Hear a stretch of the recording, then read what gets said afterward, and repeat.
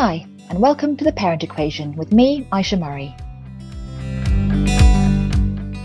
I'm a coach and I primarily support working parents and carers who believe that parenthood shouldn't be a barrier to a successful and fulfilling career. In this podcast series, I chat to inspirational working parents and ask them to share their own experiences of raising children alongside their careers. We talk about the struggles and the moments of joy. And I hope in each episode there's something that can bring you a bit more strength and positivity. So please follow, listen and subscribe on all major platforms. Good morning everybody and welcome to this episode of The Parent Equation. Today I am absolutely thrilled to have Anni Townend with me. Anni is a leadership consultant and an executive coach to teams and individuals. So welcome Anni. Hello. Lovely to be part of the conversation. I'm so happy to have you here. And actually, it's funny because Anni and I met, might have been about 2 years ago, met virtually, because I was just leaving my job at BT and going into my coaching career for the first time. And I was recommended by Natasha, my manager, to get in touch with Anni because Anni was working for, I think it's a marketing society. Is that right? It is, yes. With leadership and teams, etc. And Natasha was singing your praises. So I got in touch. And now, you might not realise it, but you're my informal mentor, which is great. I love being your informal mentor. and as with coaching, I learn as much from you as I do from being your informal mentor. So I absolutely am learning from you as well. Oh, good. That's lovely. So I'm so happy to have you on today. So Anni is, I think, probably my first guest who has older children who've left home. So Anni, your daughters, I believe, are 31 and 24. They are. And you have been a working parent throughout their lives, I guess. I have. I had my first daughter in my early 30s, by which time I was already working. And I was already working as a self-employed leadership consultant and facilitator. And that worked really well for me. I was working at Henley Business School on in-company programs. And I teamed up with a colleague who had a baby of a similar age. And we shared, when we were working, we shared the care of our little ones. Okay. And I've really enjoyed that throughout my parenting of little ones, of sharing the parenting with a friend, enabling them to be able to work and enabling me to work. That's really interesting because that's genuinely never crossed my mind. So I think myself included and all my friends and colleagues have always gone for the obvious nursery childminder route when we've gone back to work. But I don't think it ever occurred to me to actually look into shared childcare with a friend. So how did you, whose idea was that? Where did that come from? I think it first started with my friend and colleague who had a nanny, and we were working on the same program together. And she came over to stay with me near where I lived. And the nanny looked after both of our little ones. I was part of a parenting group, and another of my friends in that parenting group offered to, when I was working, offered to look after my oldest daughter and for us to do an exchange. So that's what we did. And although she wasn't working, I looked after her little one, and that's where it really started. Yeah. Neither of us had extra help. Both of our little ones went to the same baby nursery, but only for a very short time. And the nature of my work meant I needed a bit more time. She was able to give me that, and in exchange I gave that. So I had the two little ones, which was a great privilege, having my own little one and her little one. And we did different things, so I loved being at home in the garden. She loved going on trips. So my oldest daughter, Fern, got to go on trips. And the same thing happened 8 years later by which time I'd already practiced this sharing and really enjoyed it with a number of friends and babies of the same age and little ones. And the same thing happened again and again. A really good friend looked after my youngest daughter, Sophia. She had membership to National Trust properties. And so what she would do is take both Sophia and her little one off to visit these gardens. She loves gardens. And in return, I would look after her little one. And if I couldn't look after and do the exchange, then we found other ways of being able to share it. I think that's great. And I wonder, actually, in the current situation we're all in, and with flexibility and flexible working being much higher on the agenda, I wonder whether there's something to be said actually for looking at childcare in a different way these days, and maybe going back to that more collaborative sharing. I think so, because I can remember when I first moved to where we live now, and I was at home on my own, initially with just Fern, before I had Sophia, feeling very lonely and isolated and wishing that I was more part of a community. That was after we'd moved here, and I didn't know people until she started to go to nursery. And that's when, having moved, she was a tiny toddler when I moved here. So the relationship and exchange that I'd had when I was working at Henley Business School stopped, and I had to form new relationships here through the little nursery, the kindergarten that Fern went to, but they didn't happen immediately. And I remember feeling lonely and isolated and wishing that I could walk somewhere to meet somebody and be part of a kind of shared care community. But I've had to create that. I think, again, similar to now, perhaps, that the feeling of loneliness, I imagine, I was talking about this actually the other day to somebody, is that if you've got a new baby now, especially your first baby, and you can't go out to any nurseries or baby groups or NCT meetings and that kind of thing, is that how do you now, as a new mum, sort of combat that feeling of loneliness and isolation with a new baby when everything is virtual and through a computer screen? And they're all having to do it, but I think when you have the pressure of being a new mum on top of that, that must be incredibly hard at the moment. I think so, because I got so much support from being part of that very first baby group that I was a member of, and it did mean a lot to meet in the same room as other new mothers with their very new mothers for the first time, being able to share experiences. And in fact, the next time when I felt really lonely and isolated was probably when first Fern, less so with Sophia, but when Fern was a teenager, because there wasn't the same opportunity to share. And because I've always worked, I've not always picked up at the school gates or dropped off. So I've missed out on that kind of opportunity to have conversations with other parents. But I remember feeling lonely and isolated and not being sure who I could talk with. I did talk with other mothers who had teenagers, but not necessarily mothers of the children I knew. So that changes over time with older children. When our children are very young, then typically we know the parents of whom they go to play with. But as they get older, there isn't that same kind of connection and or opportunity to share experiences. No, exactly. When they move from primary to secondary school, they, again, I haven't got there quite, almost there this coming year. Obviously then the children at that age are much more independent. So as you say, you don't need to meet the parents like we did in the primary school days or the nursery days.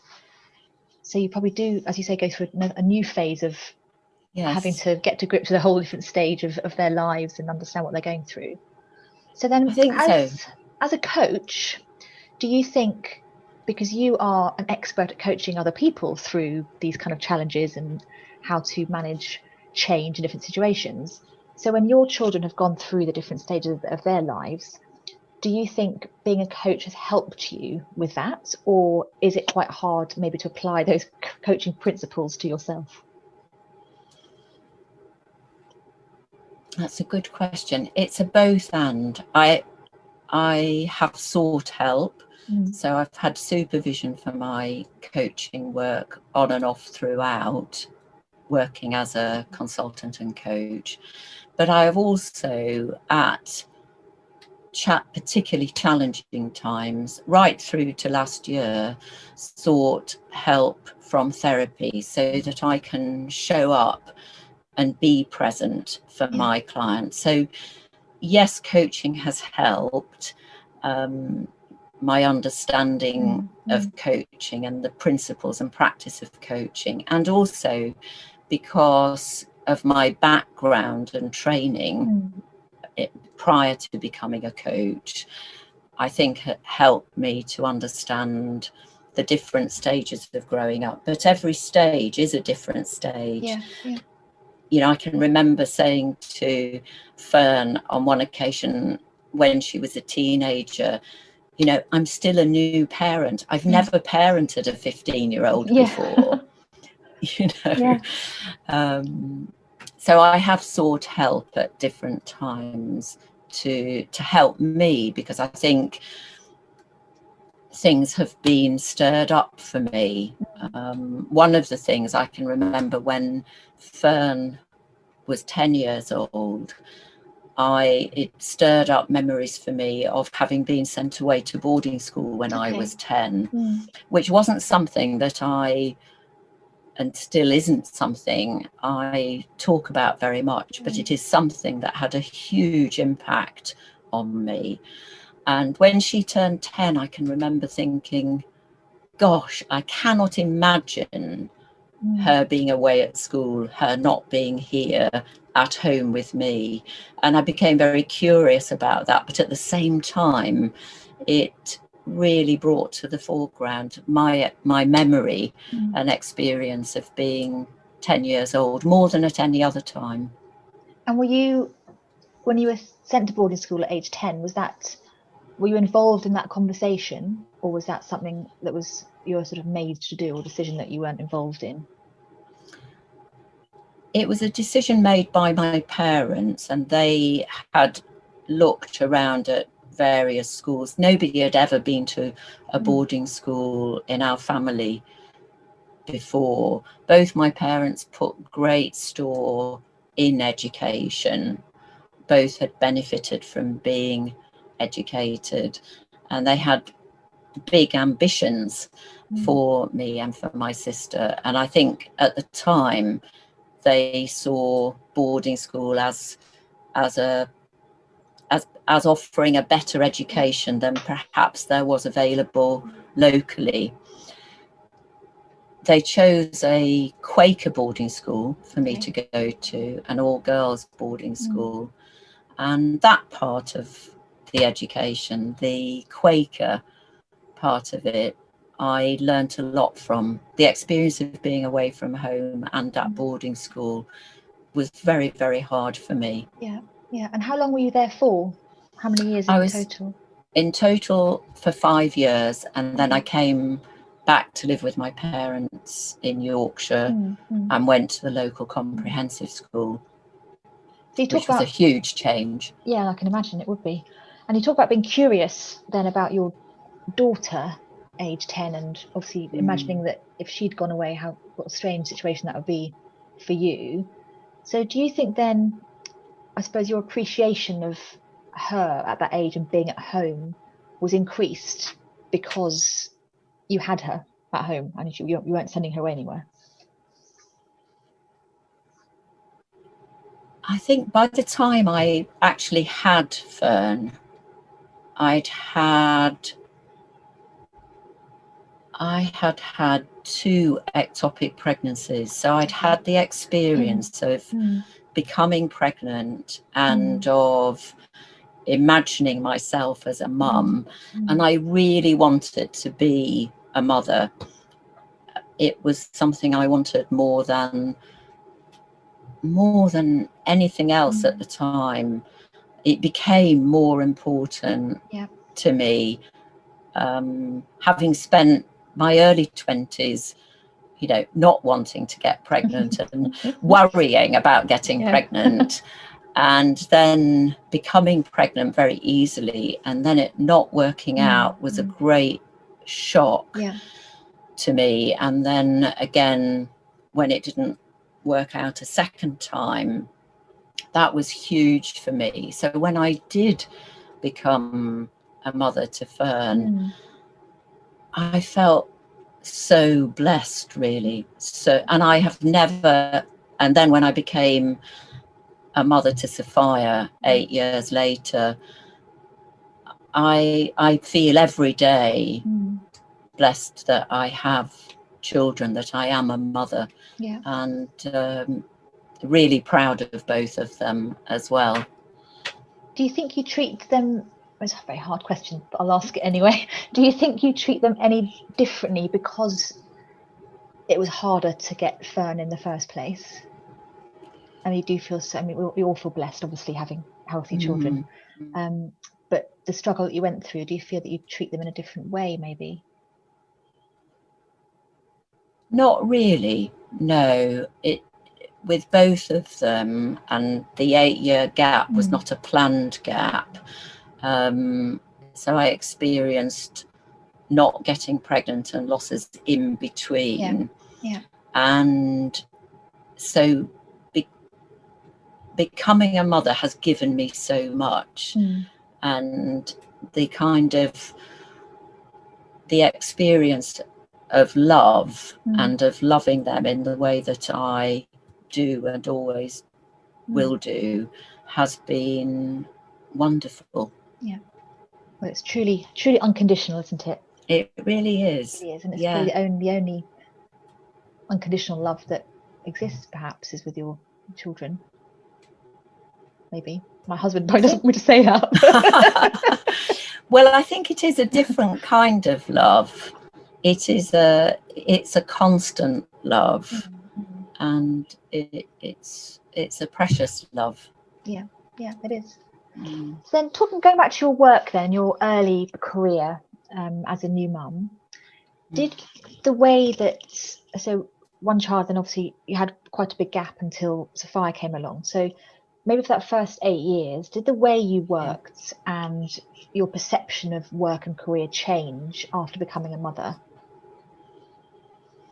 In the very, very first year of Fern's life, I had an opportunity through Henley Business School to write my first book.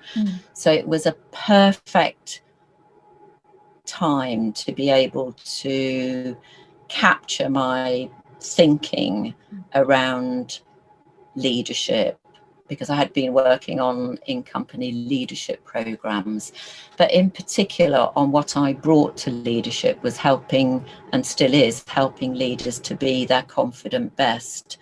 So I wrote a book as part of a series that was published through Henley and Routledge on assertiveness for managers, which was basically about developing confidence, about becoming more of yourself. And that has been a thread throughout all my work. So having Fern gave me that opportunity to spend that first year focusing on the writing. I never got that opportunity again, but I did write another book, which I had to make time for.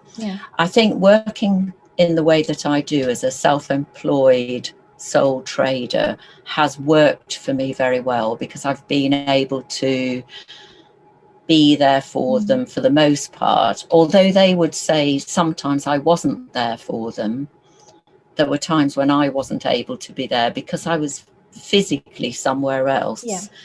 Interestingly, it's only after Sophia finished university couple of years or so ago that I imagined myself travelling more, which is somewhat ironic at this time where we're not able to travel as much, not at all.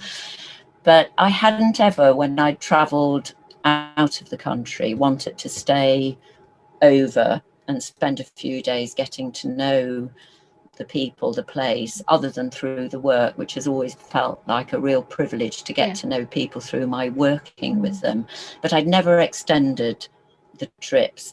And I remember thinking, once Sophia had finished university, now's my time to travel more. And I had just started doing that and spending more time either side of a work trip, of working with an executive team. And that has obviously stopped for the time being, and will never be the same again, I'm sure, because I love working virtually. I've found a way of working with teams virtually which works. And interestingly, the program, the Marketing Leaders program, which you mentioned at the beginning, where I met Natasha, we've now, my colleague and I from Brand Learning Accenture, through the Marketing Society, have created a virtual program, and we've run 2 of them, which are both wonderful opportunities for people to grow their marketing leadership and be part of a community of marketing leaders.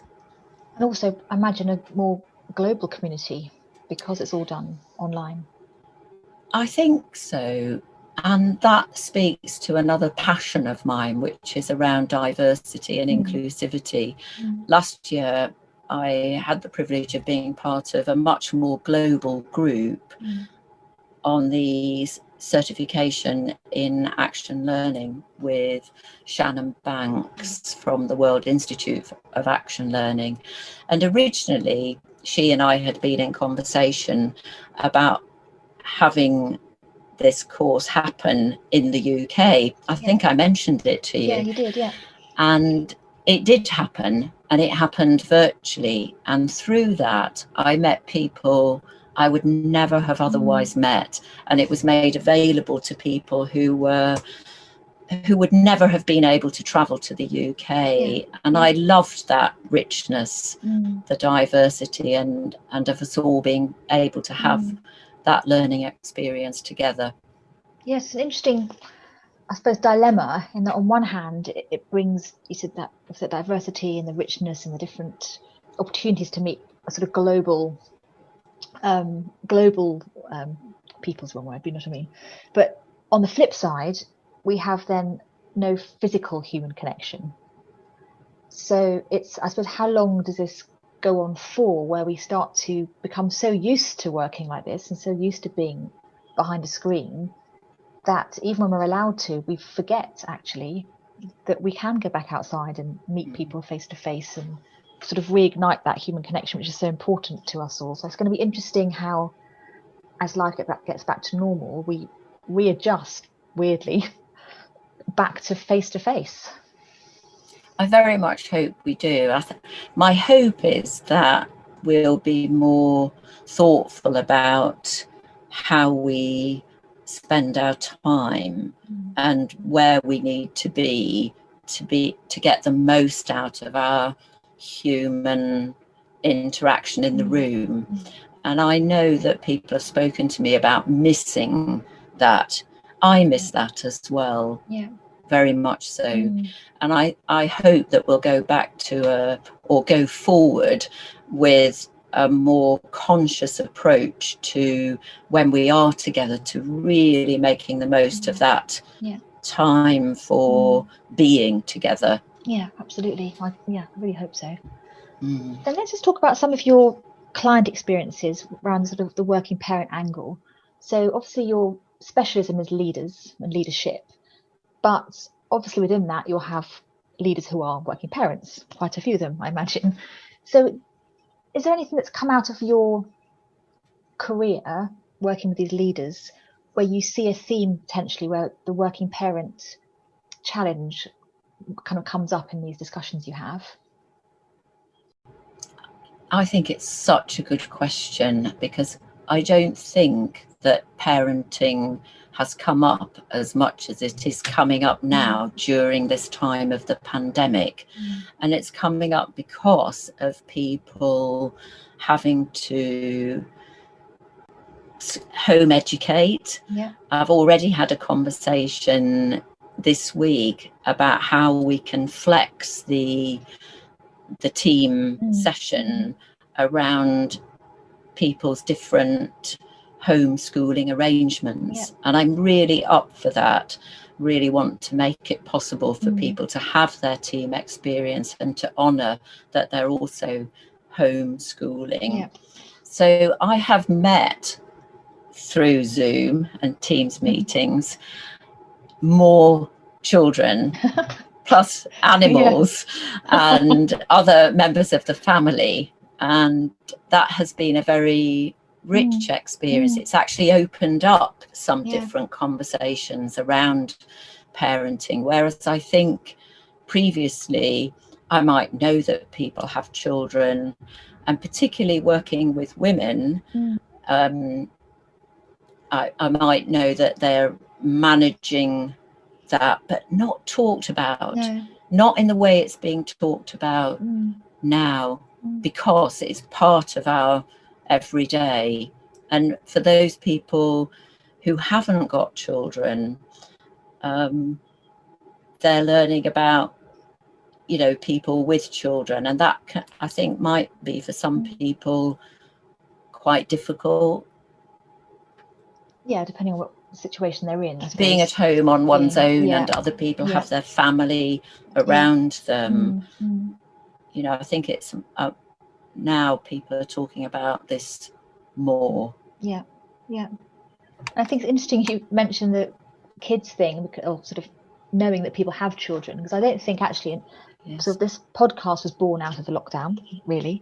And I don't think I knew that you had children until probably a few weeks ago. Wow. Because I think all the time we've spoken, it's always been about coaching and about sort of our relationship, and I just don't think it doesn't come up in conversation, which is fine. So actually the fact that we are in this lockdown situation and we have to talk about the homeschooling and I have to talk about the flexibility, and then you talk about your children, means it's a new conversation that may never have happened before. So I think, as you say, it adds another level of depth and interest to people. And hopefully from a team dynamic point of view, as you say, people understanding their teams better and what goes on at home better. Yes. And I think I mentioned on another episode of this podcast a while ago that families being exposed to each other's working lives is very interesting, I think, for couples and for families and for children, to see mummy at work, or for the husband to see the wife at work, and vice versa. And you see a completely different side of the people you live with, because you're all together and you're all seeing it all happen in the same space. So as frustrating and sort of claustrophobic as that can be, I think it's really interesting to see these other perspectives that people have on life and everything else that is going on in their lives, where normally they'd be out of the house. So I think that's added a depth to people's relationships potentially. I think so, a depth and breadth, and hopefully an understanding, a greater understanding of what goes on in people's lives outside of work. Yeah, definitely. So going back to your kids, and this is more probably a selfish question because my kids are approaching, or the older ones, sort of teenage years, slowly but surely. When you've mentioned it briefly already, when your children approached their teenage years, teenagehood, again, did you potentially, as a coach, or the sort of experience you had, empathize with them in a different way potentially? And if so, do you have any tips for somebody who's got kids nearing teenage years of how to deal with that change?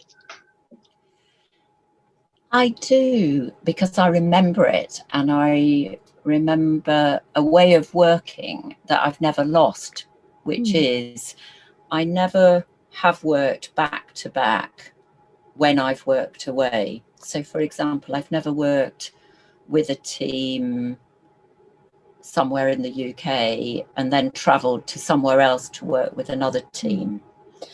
And that's been my way of working. I've always allowed space for myself, but when my children were smaller, and particularly when they were teenagers, it became even more important to be around, not necessarily to do anything with them, because maybe they didn't want to. Yeah.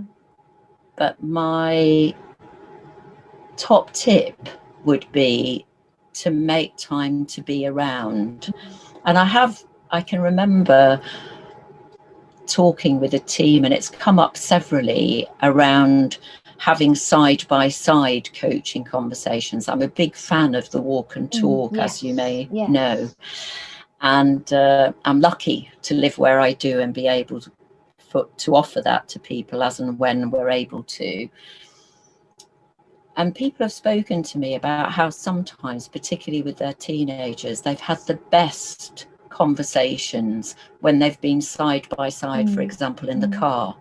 Yeah. So there is something about making the most of the time being around each other and noticing, which is something, of course, as a coach, that kind of noticing and paying attention and responding, that I think applies to parenting as well as coaching, that noticing, paying attention and responding, that became very important, maintaining that connection with their lives as they went through their teenage years, knowing that sometimes they wouldn't want to speak to me, they would be doing their own thing, and that sometimes they wouldn't want to talk about what they were doing, and respecting that, and that being something I had to learn to, you know, that kind of staying connected with them whilst they separated from me and found their own feet really in the world, whilst always being there for them. So what mattered to me has always been being in connection with them. So always, even when perhaps they weren't so much in touch with me at different times, even now, you know, there might be times when I will just pop a message in WhatsApp or whatever, I love you, how are you doing, that kind of thing. So I've always kept up that connection. That's been really important to me. Yeah, keeping those lines of communication open. Yes. As and when they need them, I guess, without respecting their space. Yes. And I think I've heard about the car journey example before. I think maybe might have even been used before, where if your child if you're not facing each other, and because you're looking obviously at the road and driving, they feel more comfortable talking and expressing themselves because they haven't got somebody focused directly eye to eye on them. I don't know if that's something that's true more scientifically, or whether it's just something sort of anecdotal evidence. I suspect there might be anecdotal evidence around moving. So in a car, whilst you're moving. The same with walking, that you're side by side, shoulder to shoulder, and you're walking, that there is something about moving through, that there's that a kind of movement. Right. Yeah. Certainly evidence from walking that there is that kind of thing going on. And I think that kind of being there, just being available. Again, when my children were really small, I remember learning just to kind of go with the flow, to go with what they wanted to do, go with where they wanted to go, what they wanted to play at. And when they were teenagers, it was the same thing, sort of just being available to have whatever conversation they might want to have, and that they could trust me. So if they shared something with me, I wouldn't share it with anybody else, that they could trust me. And that is important for me as a coach, that people can trust me and know that I won't talk about them, and I won't. but also that I will really listen to them and I will go with them where they want to go, whilst potentially asking questions, hopefully helping them, sometimes challenging them because of something else that they've said. So you asked a question earlier about had the coaching practices helped in my parenting. I think the both have fed each other in a way, and that my children have been coaches to me. You know, they are the first to kind of hold up a mirror or make fun of something and, you know, have me think about something. But I'm proud to be a woman, a mother, and to work doing the work I love doing, and to be a role model for them, and I hope a mother mentor for them, in the same way that I'm your informal mentor, because I think I'm of an age and with the experience where very much I want to share my knowledge, my experience, and keep learning. I mean, I love learning. I'm very, very curious. I care very much about people and want people to grow and develop in the same way that we would want our children to grow and develop and to be happy. That was very important to me. I think my parents probably wanted me to grow up and to be successful, and it took them quite a while to realize that I am successful in what I do, because they didn't really years ago see it as a proper job. Because their idea of a proper job was something else. And my father died a few years ago now, and he was hugely proud of me more latterly when he appreciated what I do. And one of my regrets is that he didn't get a chance to come and see me at work, which he could have been able to do with some of the work that I do. And I feel the same towards my children. I'm hugely proud of them as they make their way in the world in their different ways, and they are so different in the same way that I'm hugely different from my sister, and yet similar in some ways. Yeah, definitely. And our children will go into careers and paths that we wouldn't understand, I'm sure. Absolutely. It'll change, changes all the time, doesn't it? So we'll have to keep up with that, and as you say, just be proud of whatever they do, as long as they are happy and they're sticking at it and they're making the best, then that's all you can ask for, isn't it, really? I think so. And being there for them when they're unhappy as well, and helping them to, you know, manage that. And I think that's also probably from learning to be a coach as well, that allowing people to bring all of themselves to the work in the same way that as a mother, I hope I've always allowed my children to, when I say allowed, that's the wrong word, but to let them have their feelings. If they're upset, they're upset. If they're angry, they're angry. And not to explain it away with, sometimes for sure it would be because they were hungry, but if they were angry, they were angry, rather than, oh, it's because they're tired or because of this or that. Sometimes it obviously was because they were hungry, but not always. So helping them to express their feelings and be able to articulate how they feel on a good day, on a bad day, and anything in between.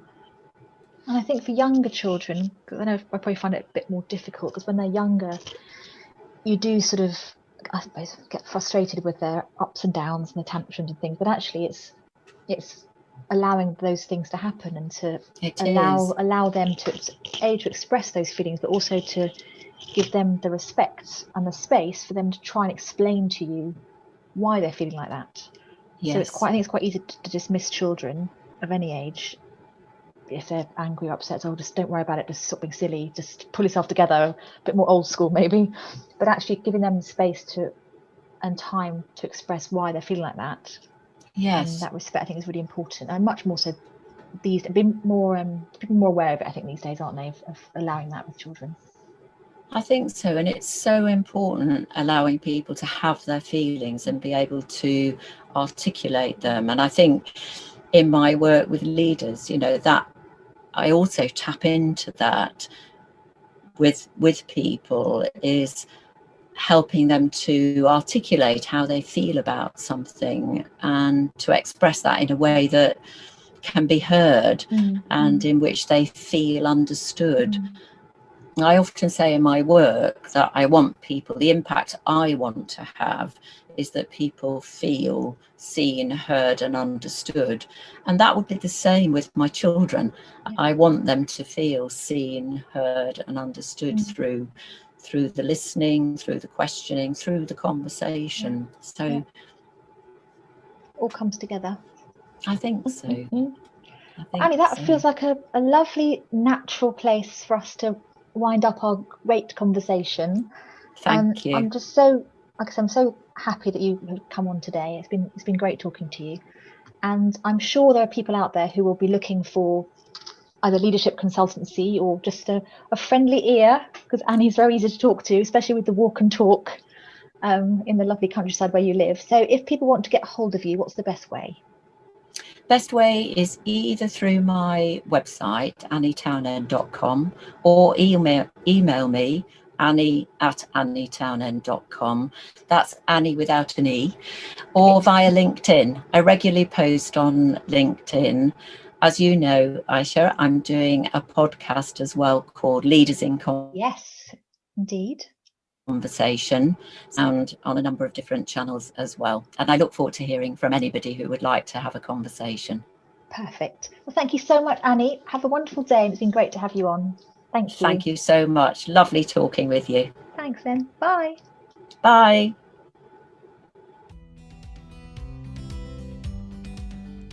Annie and I had a separate conversation after the podcast recording about her relationship with her mother and how that shaped her, and also how that led Annie to be passionate about lifting up other women, myself included. So I just wanted to add that to this podcast because I think it's really valuable content and you'll really enjoy listening to it. So here it is. When my mother got married, she stopped working. She worked as a teacher, which she enjoyed. She stopped working, and I asked her recently, did she choose to stop working or did she have to stop working? Because I have a memory of reading somewhere that when women got married, if they were teachers, then they had to stop working. And my mother did stop working, whether by choice or because she was married, and never went back to work. She was a housewife. And my experience of her, really bright, creative woman, is one that shaped me and made me want to work and find a way of being creative, and that being very much tied up for me with feeling confident in who I am. I think that she lost some of her self-confidence because she didn't do something that she was passionate about and would have been brilliant at and loved doing. So that definitely spurred me on, and I'm pleased that I discovered feminism when I was growing up, and realised that there were opportunities for women, and that sits well with my wanting to help and support, mentor women and women leaders. One of the people I've had as a guest on my podcast is Jill Whitty-Collins, who has just written a book called Why Men Win at Work. And she is passionate about gender equality, and it reminded me that of my passion, which never leaves me, around diversity and inclusivity and gender equality. So I want to bring that more and more into conversations. Yeah, and it's great. I think you said before that you want to lift women up. I do, definitely. And because I have been lifted up by women and men, but I wouldn't be doing the work that I'm doing now if along the way both women and men hadn't at different times believed in me when perhaps I didn't believe in me. So it's like me believing in you and what you do and your specialism, because I think you're brilliant as a coach and a coach working with parents and doing this podcast. And we need people who believe in us and who lift us up, particularly when we're down, and remind us who we are when we are at our confident best. Yeah. So and you do that so well, Annie. You do that so well with me, certainly. So thank you for that. Thank you. Unsurprisingly, Annie has a wealth of experience, of insight, of wisdom to share with us all. And I was particularly interested in hearing her story about collaborative childcare when her kids were young, and about how she really respects her children and really respects their space and wants them to be independent and separate from her, but also loved and supported throughout their lives. So I hope you enjoyed this episode with Annie, and please remember to follow, like and subscribe on all major platforms, and look forward to seeing you next time.